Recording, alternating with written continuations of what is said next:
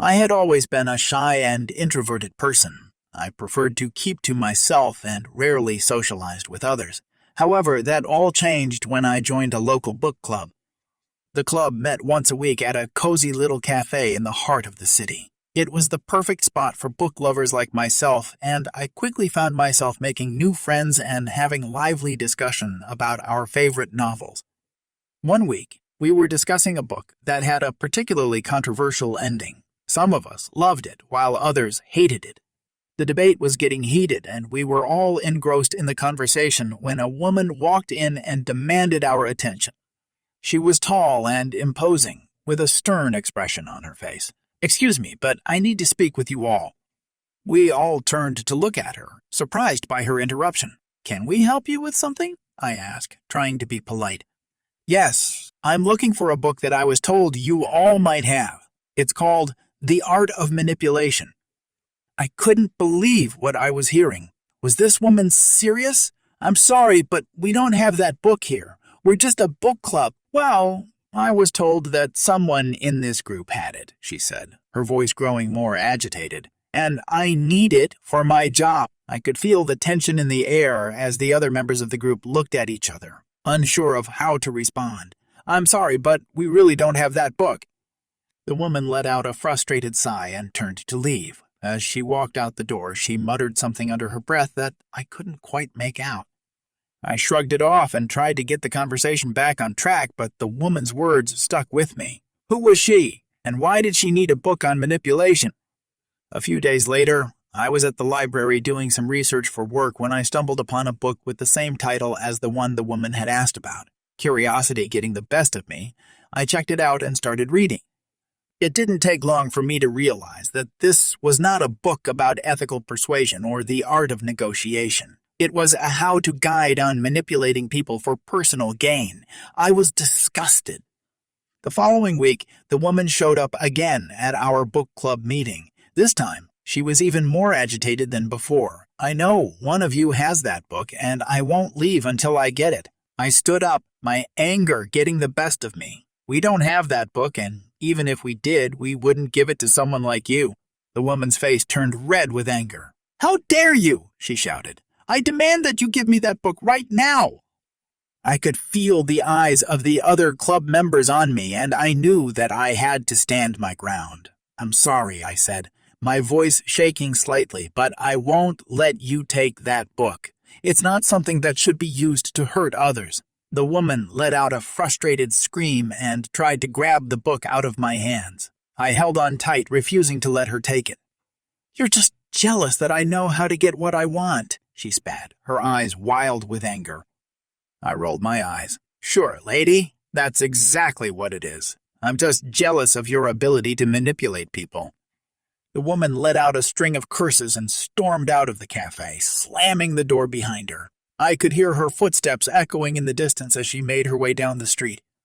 I breathed a sigh of relief, grateful that the confrontation was over. But as I looked around the table, I could see that the other club members were still shaken up by what had just happened.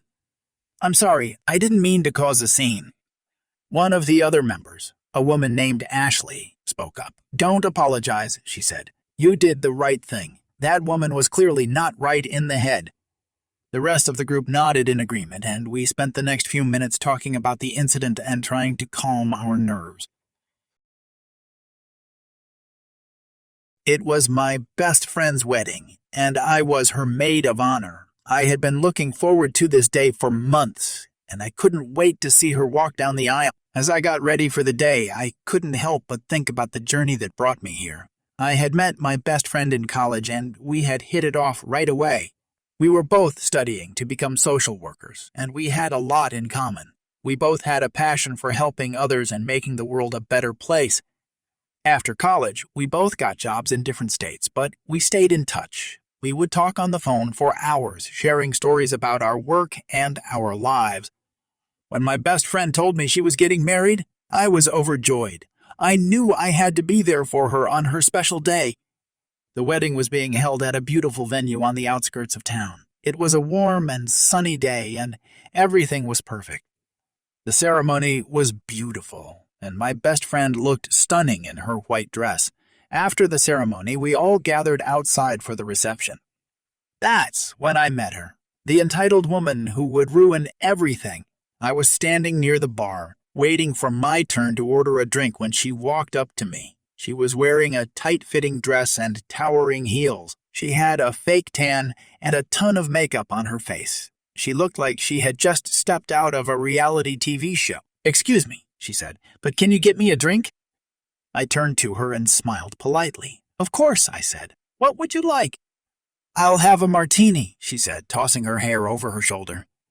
I went to the bar and ordered her drink, but when I turned around, she was gone. I looked around the room and spotted her at a table talking to some other guests. I walked over and handed her the drink. "Thanks," she said, taking a sip. I smiled and was about to walk away when she grabbed my arm. "Actually, can you get me another one?" she said. "This one is too weak." I raised an eyebrow. "I'm sorry, but I don't work here," I said. "I'm just a guest." The entitled woman rolled her eyes. "Well, you look like you work here," she said. "And besides, it's not like it's a big deal." I sighed and went back to the bar to get her another drink. When I returned, she was talking to some other guests again. I handed her the drink and started to walk away, but she grabbed my arm again. "You know what?" she said. "I think I'll just take the bottle." I looked at her in disbelief. "Excuse me," I said. "I said I'll take the bottle," she repeated, her voice rising. "Just give it to me." I shook my head. "I can't do that," I said. "I'm sorry." The entitled woman's face turned red. "You're sorry," she said, her voice dripping with sarcasm. "You're sorry? You know what? Forget it. I'll just go get it myself." And with that, she stormed off. I watched her go, feeling angry and frustrated. Who did she think she was? I didn't know her, and I certainly didn't owe her anything. It all started on a sunny day in July when I decided to visit the local library to borrow a few books. As a book lover, I have always found solace in the pages of a good novel, and I enjoy spending my free time exploring the shelves of my local library. Little did I know that my peaceful afternoon would be interrupted by an entitled woman who thought she could have whatever she wanted, regardless of who was in her way. Before I get into the details of that fateful day, let me tell you a bit about myself. My name is Lily, and I'm a 28-year-old teacher. I have always been passionate about education, and I love working with children. I grew up in a small town in the Midwest where I spent most of my childhood reading books and dreaming of becoming a teacher. After finishing college, I moved to the city to pursue my dream, and I have been teaching ever since. Now, back to the library. As I was browsing the shelves, I noticed a woman standing next to me, eyeing the same book I had just picked up. I smiled at her and made a comment about the book's author, hoping to strike up a conversation. However, she simply sneered at me and snatched the book out of my hands. "Excuse me," I said, shocked by her behavior. "I saw it first," she said, her tone dripping with entitlement. I couldn't believe it. Was this woman seriously trying to take a book out of my hands? I decided to take the high road and walked away, hoping to avoid any further confrontation. However, she wasn't finished with me yet. As I was checking out my books at the counter, I felt a tap on my shoulder. I turned around to see the entitled woman glaring at me. "I need to check out that book you have," she said, pointing to the book I had just checked out. "I'm sorry," I said, "but I just checked it out. Maybe you can put a hold on it and pick it up when it's returned." "I don't have time for that," she snapped. "I need it now." I tried to reason with her, but she wouldn't listen. She started to raise her voice, drawing attention from the other patrons in the library. "Excuse me," she said, turning to the librarian. "This woman is refusing to give me the book I need. Can't you do something about it?" The librarian, a sweet older woman, looked at me apologetically. "I'm sorry, dear," she said, "but once a book is checked out, we can't take it back. Perhaps you can find another book that interests you." The entitled woman wasn't satisfied with that answer. She started to shout and make a scene, causing a commotion in the library. People were staring, and I could feel my face turning red with embarrassment. Finally, I had had enough. I turned to her, my voice dripping with sarcasm. "You know what?" I said. "You can have the book. I hope it brings you all the joy in the world." I handed her the book, and she snatched it out of my hands. As she stormed out of the library, she shouted one final insult at me, calling me a selfish, entitled brat. I was left standing there, feeling frustrated and humiliated. It wasn't until I got home and told my roommate the story that I realized just how absurd the whole situation was. Who knew that borrowing a book from the library could turn into such a dramatic ordeal? I'm not one to usually share my stories, but this one is too good not to. I'm sure you've all heard of entitled people, but have you ever come face to face with one? Well, I have, and let me tell you, it was an experience. Let me give you a bit of backstory. My name is Rachel, and I'm a freelance writer. I've been working from home for years now, and I'm a bit of a homebody. I enjoy my alone time, but I also love to be social. So when my friend Sarah invited me to a get-together at her place, I jumped at the chance. The get-together was in a posh area of town. Sarah's apartment was on the 10th floor, and the views were breathtaking. The party was going great until an entitled woman arrived. She was wearing designer clothing from head to toe and had a look of superiority on her face. She strutted in, as if she owned the place, and demanded a drink. I tried to ignore her, but she was loud and obnoxious. She then proceeded to ask Sarah who I was, and before I knew it, she was standing in front of me, introducing herself. "Hi, I'm Tiffany," she said, sticking out her hand. "What do you do?" "I'm a writer," I said, shaking her hand. "Oh, that's cute," she said with a smirk. "What do you write about?" "I write about a variety of topics," I replied, trying to be polite. "Well, I'm sure it's not as exciting as my job," she said, flipping her hair. "I work in finance." I rolled my eyes, not wanting to engage in a conversation with her. But Tiffany wasn't done with me yet. She started to complain about the food and drinks and demanded that Sarah get her something else. "I can't believe you didn't have caviar," she said with a huff. "This is just unacceptable." I couldn't help but let out a sarcastic comment. "Yeah, Sarah, why don't you have a bowl of caviar sitting around in case someone like Tiffany shows up?"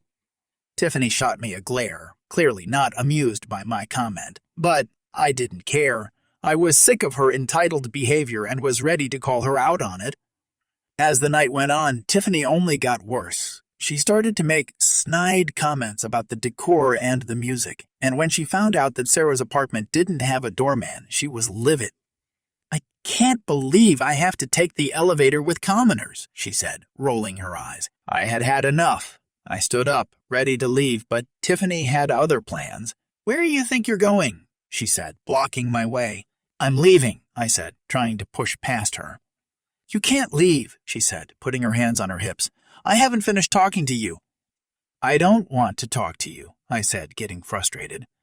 "Well, too bad," she said with a smirk. "I need someone to talk to, and you're the only one here." I was about to lose my cool when Sarah came to my rescue. She told Tiffany that it was time to leave and to never come back. Tiffany stormed out, but not before she tried to take Sarah's designer purse. "You're not taking that," I said, grabbing the purse out of her hand. Tiffany got angry and attempted to take the purse by force, but I held on tight. She then resorted to lying, claiming that Sarah had stolen the purse from her. But luckily, Sarah had the receipt and the authenticity card to prove that it was hers. Tiffany stormed out, still fuming. But as she left, she made a parting shot at me. "You're just a jealous loser," she said with a sneer. I rolled my eyes, not taking her words to heart. I knew who I was and didn't need her validation. After Tiffany left, the party continued, and we all had a great time. But the experience with Tiffany stayed with me. It made me realize how lucky I was to have genuine friends who didn't care about status or wealth. From that day on, I made a promise to myself to never let someone like Tiffany affect me again. And if I ever came across another entitled person, I would stand up for myself and others. In the end, Tiffany might have tried to take what she wanted by force and lied to get her way, but I came out on top, and I didn't need designer clothes or caviar to do it. All I needed was my wit and a strong sense of self.